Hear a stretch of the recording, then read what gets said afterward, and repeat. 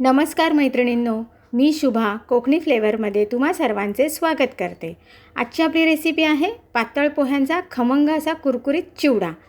पातळ पोह्यांचा कुरकुरीत खमंग चिवडा करायचा म्हणजे मोठे कौशल्याचे कामच आहे। अनेकदा आपल्या हातून काहीतरी चूक होते आणि चिवडा वातड होतो। नेमकं काय चुकतं, कुठे बिघडतं बरं?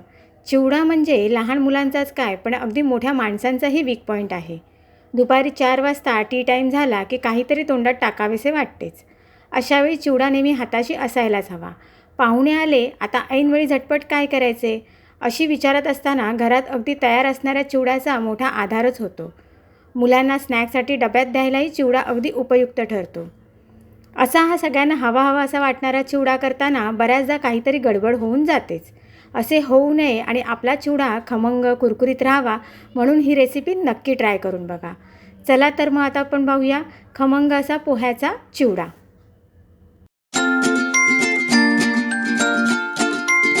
चिवडा बनवण्यासाठी लागणारं साहित्य आहे हे इथे मी पातळ पोहे घेतलेत। हे बघा, पातळ पोहे घेतले जे मी व्यवस्थित चाळून वगैरे घेतलेत। इकडे मी घेतलंय सुकं खोबरं घेतलंय, त्याचे मी असे काप करून घेतलेत। ही आपली चणा डाळ आहे जी भाजलेली आहे।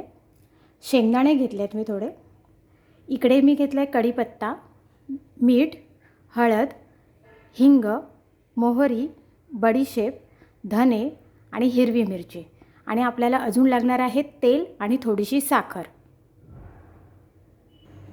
इथे मी एक कढई गरम करून घेते, त्यामध्ये आपल्याला पहिल्यांदा पोहे भाजून घ्यायचे। आपण यामध्ये थोडे थोडे करून पोहे भाजून घेणार आहोत। पोहे भाजून घेतले ना का ते व्यवस्थित कुरकुरीत राहतात आणि त्याच्यामुळे चिवडा पण आपला जास्त दिवस टिकतो। म्हणून कधी पण पहिल्यांदा पोहे आहेत ना हे भाजून घ्यायचे, म्हणजे आपला पोह्याचा चिवडा कुरकुरीत होतो। म्हणून मी पहिल्यांदा आधी भाजून घेते आणि मग आपण पुढे प्रोसेस करूया।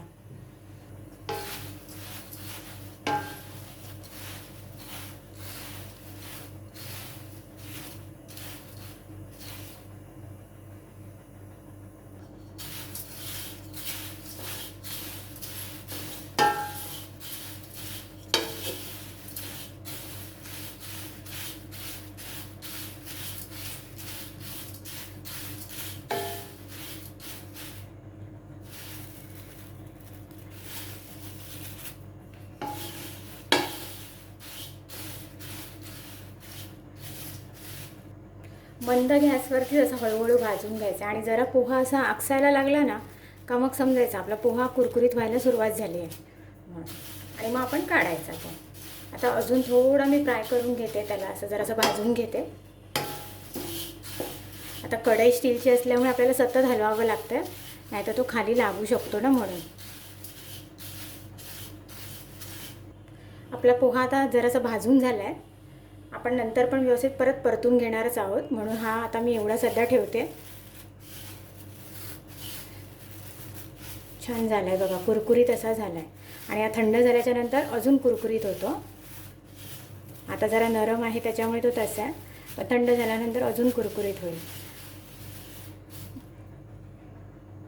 असंच करून मी सगळा पोहा भाजून घेते पहिल्यांदा आणि मग आपण पुढची प्रोसेस बघूया की पुढे काय काय करायचं आहे। आणि जर चमचा नसेल हलवायचा ना तर फक्त अशी कढई घ्यायची आणि थोडी अशी हलवायची का तो खाली लागणार नाही। चारी बाजूने बरोबर सगळा भाजला जातो।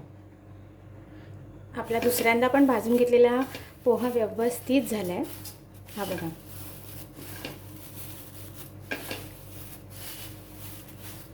अशा पद्धतीने आपले सगळे पोहे भाजून झालेत। आता आपण पुढची प्रोसेस करूया।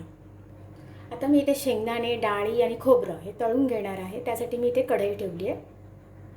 इकडे आपलं तेल व्यवस्थित तापलं आहे, आता आपण यामध्ये शेंगदाणे तळून घेणार आहोत।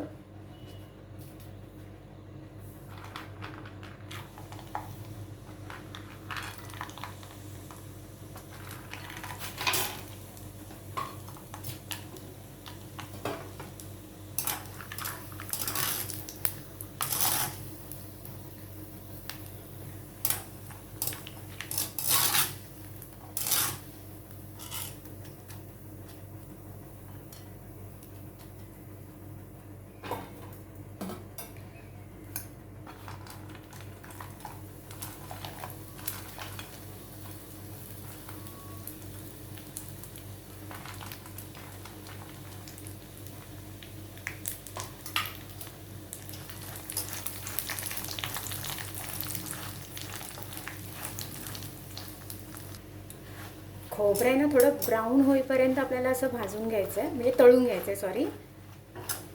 ते चांगलं क्रिस्पी होतं.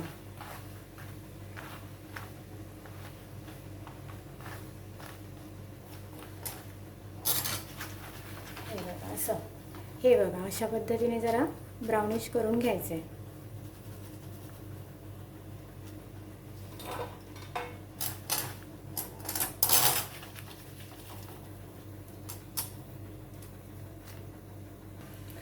आता मी उरलेलं सगळं चण्याच्या आपल्या डाळीबरोबर सगळं परत एकदा फ्राय करून घेते.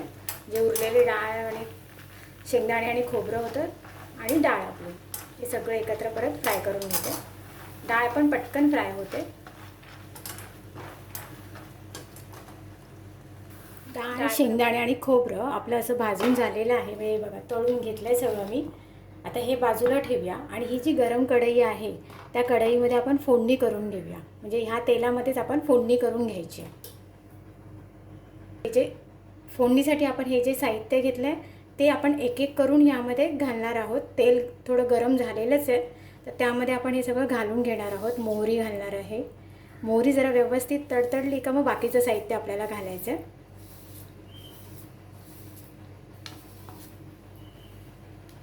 मोहरी पण आपली व्यवस्थित तडतडली आहे. त्यानंतर आपण हे बडीशेप, धणे वगैरे सगळं आहे हे घालून घेणार आहोत.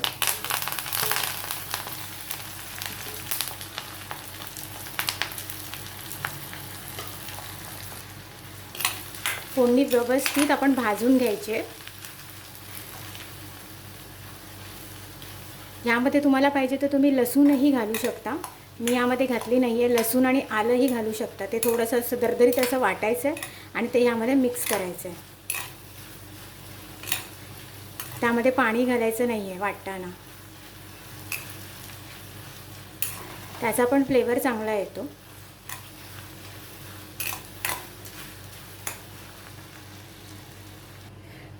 आता आपण काय करणार आहोत, अजून एक टोप घेणार आहोत. हा टोप व्यवस्थित गरम करून घ्यायचा आहे आपल्याला.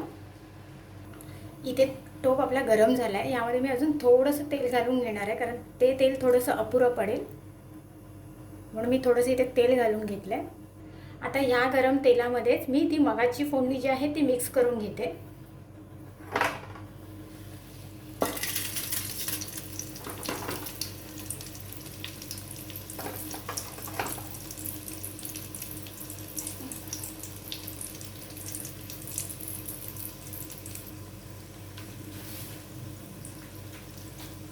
मी ह्यामध्ये अशी थोडीशी साखर घालून घेते.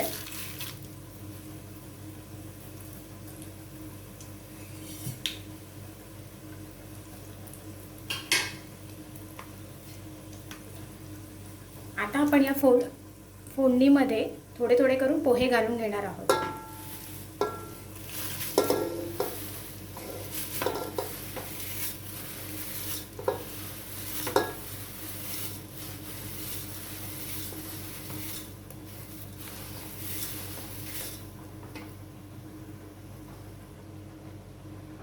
हे अशा पद्धतीने थोडं हलवून घ्यायचं आहे. चमच्यापेक्षा हे चांगलं आहे की पटकन मिक्स होतो तो, म्हणून हे असा हलवून घ्यायचा चिवडा. आपण बाकीचे पण पोहे यामध्ये मिक्स करून घेऊया.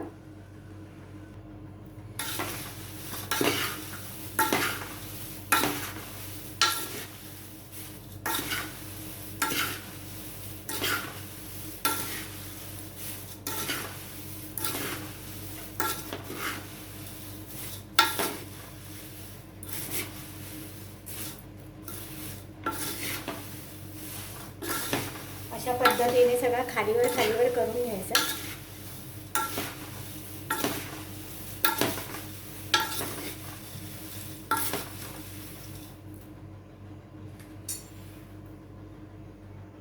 यामध्ये मी हे शेंगदाणे आणि पण घालून घेते. शेंगदाणे, डाळ आणि खोबरं तळलेलं आपलं हे सगळं मी यामध्ये आता मिक्स करून घेते.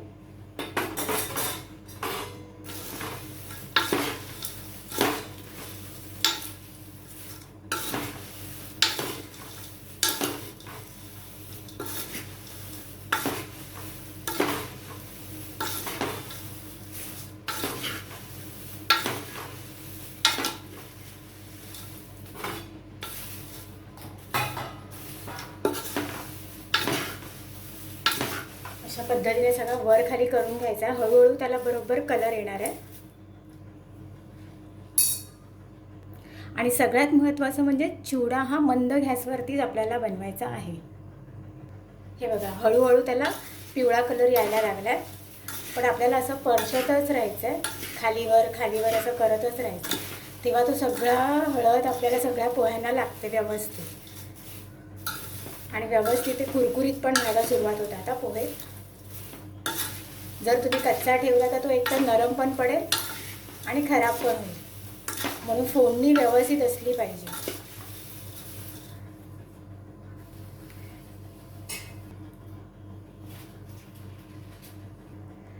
आपला पोह्याचा चिवडा तयार झाला आहे. आता हा थंड झाल्याच्या नंतर अजून कुरकुरीत होईल. हे बघा, मी आता गॅस बंद करून घेते. हा बघा, आपला पोह्याचा चिवडा इथे मस्तपैकी तयार झाला आहे. आणि तुम्हीसुद्धा अशा पद्धतीने चिवडा तयार केला ना तर असाच कुरकुरीत, खमंग आणि स्वादिष्ट होईल. या चिवड्यामध्ये बाजारातील कुठलाही रेडीमेड मसाला वापरला नाही आहे, तर मसाला आपण घरच्या घरी बनवला आहे. एकदम साधी, सोपी आणि झटपट होणारी रेसिपी आहे. कुठल्याही हवाबंद डब्यात हा चिवडा भरून ठेवा आणि आरामात महिनाभर खाऊ शकता. आता पटकन तयारीला लागा आणि आजची रेसिपी ट्राय करून बघा. आणि आवडल्यास कमेंटच्या माध्यमातून नक्की कळवा. आणि हो, अजूनही कोकणी फ्लेवर या चॅनलला सबस्क्राईब केले नसेल तर तेही करून घ्या आणि बाजूला असलेल्या बेल आयकॉनवरती सुद्धा प्रेस करा.